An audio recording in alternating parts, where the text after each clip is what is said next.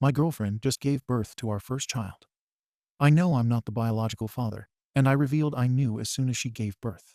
I'll try to keep this short, because I'm planning to go to a bar soon. I found out when she was about 6 months along. The guy Brian approached me at my work. "Are you Sarah's boyfriend?" I said yes and asked what he wanted.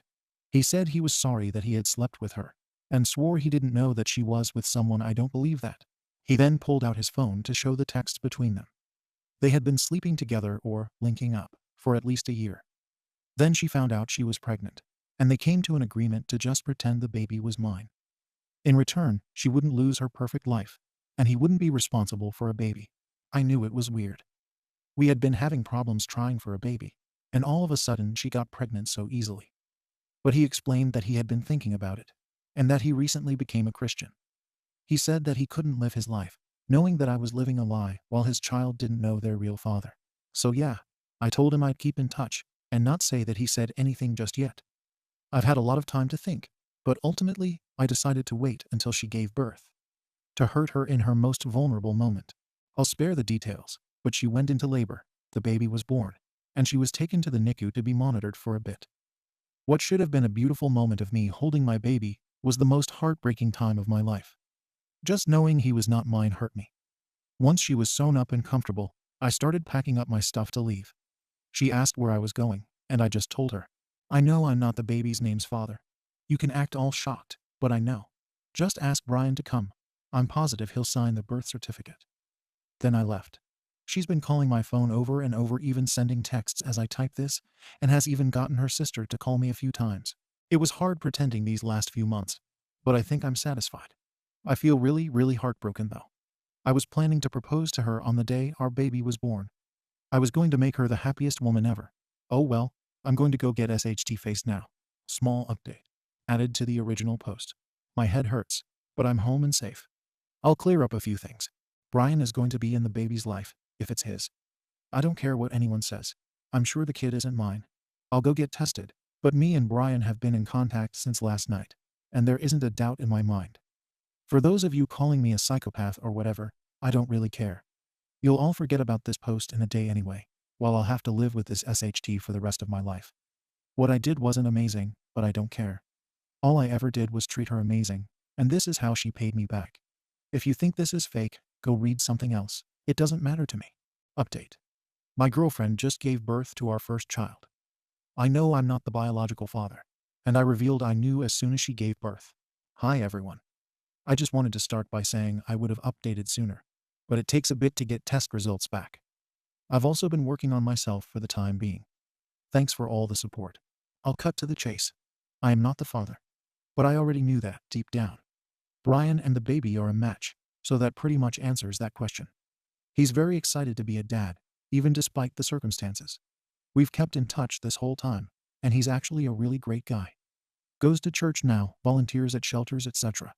I'm not sure if we'll continue to stay in touch after this, but I wouldn't mind getting a drink with him every once in a while. I hope the kid does great in life. He should have Brian as his dad. As for Sarah, around the time I posted, she had asked Brian to be with her officially since there was nothing to hide. As far as I know, he has not taken her up on that offer, and just wants to co-parent for the sake of being in his kids' lives. I think that's very smart of him, honestly. Me and she have talked as well. We talked about where it all went wrong. She felt as though I wasn't there for her fully, and she just felt unfulfilled. Which I understand. I wasn't always the best guy, but I treated her the best I could. I guess it just wasn't meant to be. She started crying, and I did give her a hug. But I made sure she knew it wasn't because I cared about her. She's offered to stay friends, and for me to visit if I want, but I declined. I'm not really interested in keeping up with her and her kid, but I did give her the stuffed animal I was planning to give our kids someday as a gift. She's been staying with her mom and has fully moved out of her stuff. She asked me to keep her number, but I blocked her the same day she finished moving out. So it's just me now. I'm not going to lie. My heart has been super heavy. But I think I'll be okay. There's a cute girl at my work, and we've been talking. She's a single mom, and she's been awesome so far. I explained that I wanted to go slow because of my recent breakup, and she understood. We've hooked up once or twice. Nothing serious yet. I just want to be by myself for now, but I'll likely give her a shot when I'm ready. That's it for now. I'm depressed, but I'm working out now at least. I never want to talk to Sarah, and will likely never see her again. It sucks because she was such a big part of my life. But that's gone now. Thanks for all the support. I'll answer questions if you guys have more. Edit. I just wanted to mention that I still don't feel bad about what I did. I can tell she's still hurting, but I definitely think it's deserved. New update. I'm the guy who waited until his partner gave birth before telling her I knew the baby wasn't mine. Here's how my life is going. I keep getting DMs asking me to update, so here's one. It has been roughly 8 months. Check the profile for the original story. No, I don't talk to Sarah. Screw Sarah. I haven't seen her. Last I heard, she moved 3 hours away with her mom to be closer to some family. I kept seeing her around town a lot, so I'm beyond grateful she's gone. She would attempt to have conversations with me, sometimes in the first month after she gave birth, but that soon stopped. As for Brian, we text occasionally, and we did go out for that beer. He overall seems happy to be a father, but we don't talk about Sarah. I don't keep up much with him anyway. We're both hardworking men with jobs, kids, and lives to live, so it's kind of hard to keep up. I don't think they're together at all, but who knows. Speaking of kids, the woman who was a single mom that I started seeing, we're still together. Her kid is awesome, and I love being her stepdad, to be honest. So a big middle finger to those who told me to stop talking to her, or that it wasn't going to work. It may seem like we moved fast, but at this point, I don't care. I've never loved anyone more. We communicate properly, hardly fight, and just have so much fun. I initially planned to cut all contact with her after falling into a bad drinking habit, but she really kept me grounded. I didn't meet my stepdaughter for a while, but when I did, I knew I couldn't leave. Being part of this little family has healed me in ways I literally can't fathom. And before anyone says, I just use them to deal with the trauma of not having my own kid, that couldn't be farther from the truth. I'm in therapy, I got my SHT together, and most days I don't even think about my ex. Hell, I even forgot about this damn account. Words cannot describe how much my life has picked up. Thank you, Reddit strangers, for being there in the darkest time of my life. Honestly, it helped. I hope to propose to my girlfriend sometime in the future. That's it. Bye. Second story. I 42 just got a message from my high school crush. I am 42 years old. I graduated from high school in 1998. I had a thing for this guy over 25 years ago. Actually, it was more than just a thing. I was head over heels for him. He had the most beautiful blue eyes. He was one of the cool guys. He had his own apartment, a convertible, and a pager. He smelled like a combination of Polo Sport, wintergreen gum, and cigarettes. He listened to the Dave Matthews Band. He worked at Foot Locker. The last time we spoke was in 2007. I have no idea why he contacted me today. Like I said, I graduated from high school over 25 years ago. Maybe he has dated all of the women in our hometown and is now trying to reach out to those of us who have moved away. I have no idea why I'm posting this. I just needed to share this really weird information with people who might understand. It's just so frigging weird. I would have given anything for him to contact me out of the blue when I was in my 20s. But now in my 40s, the last thing I want to do is date. At least, I don't want to date him. He has that special honor of being someone who I will always think is perfect, because the person I believe him to be is the person I created in my head when I was 15. We'll see if I decide to go meet up with him. I'll let you all know if that happens or not. Update. I just got off of a video call with him. Time has been much nicer to me. Well, this has taken an interesting turn of events. Update on the call I got from my high school crush. I don't know how to link my previous post, but you can check my history. I got a call from my high school crush 2 months ago, and I made a post that got a decent amount of traction. Obviously, I feel that you all need an update. I want to give you all a more complete picture of how massive of a crush this was before I begin. I first saw him when I was in 7th grade, and he was in 9th grade. That was 1994. After about an hour, I was head over heels. In my first year of high school, I figured out where he would be and made a point to walk past him as often as possible. In 10th grade, we had 2 classes together. Somehow, we became friends. Probably because I was cute, and he was a charming flirt. We sort of stayed in touch after he graduated.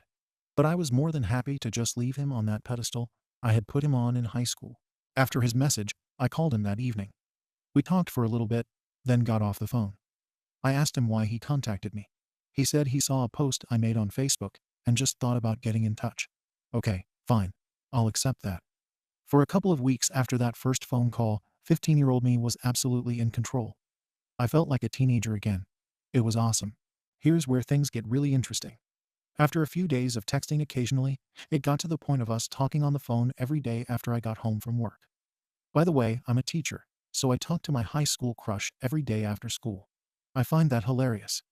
Then he told me he really looked forward to talking to me every day. So I started texting good morning every morning. And he started texting back. We text every morning while I'm getting ready for work, usually right up until my first class starts. This has been going on for weeks. We tried to get together a couple of times over the past 2 months. But with the holidays, we've both been really busy. Which brings us to tomorrow. He's coming down to my house. I normally wouldn't invite a first date to my house, but I'm making an exception here. Mostly because I've still got quite a bit of baking to do before Christmas, and I really don't want to go out. We're going to order a pizza and watch movies. I really want to thank all of you who commented on my previous post about how they had met up with someone from their youth when they were older and met their husband. I always figured that was just a trope in Hallmark movies. I honestly feel like I'm living in one of those right now. It's kind of awesome. Update. It's now Sunday. The high school crush came down to my house on Friday. He spent the night. I'm planning to make a longer post soon because I know you are all incredibly interested. But I'm visiting family for the holidays. You'll have to wait until Thursday for my update. But I can tell you, it's all really good. Update 2. I'm now dating my high school crush, and he communicates. I still don't know how to link previous posts to new posts. Quick refresher. I got a message a few months ago from the guy I had the most massive crush on through junior and senior high, and maybe on into my 20s. We go together shortly before Christmas. We also spent New Year's Eve together. I haven't been with anybody other than Mr. right now for the past 7 years since my fiancé unalive. He has been single since a very messy breakup with his ex 5 years ago. We're both out of practice with this dating thing. We've also both spent a lot of time and energy on introspection in those years.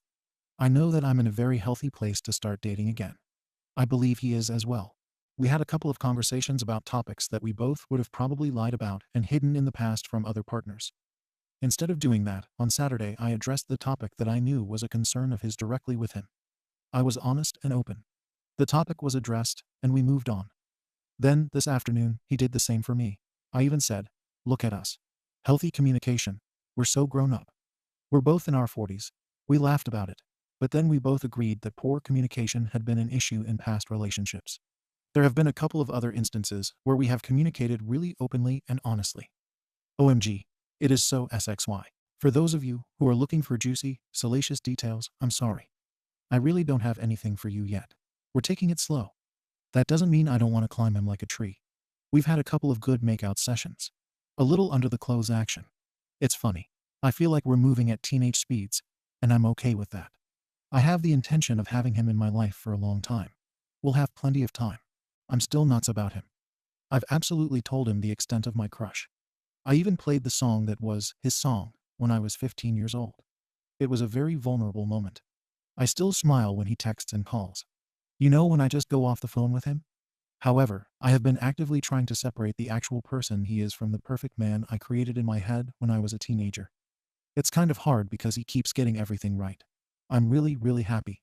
Thank you for watching the video.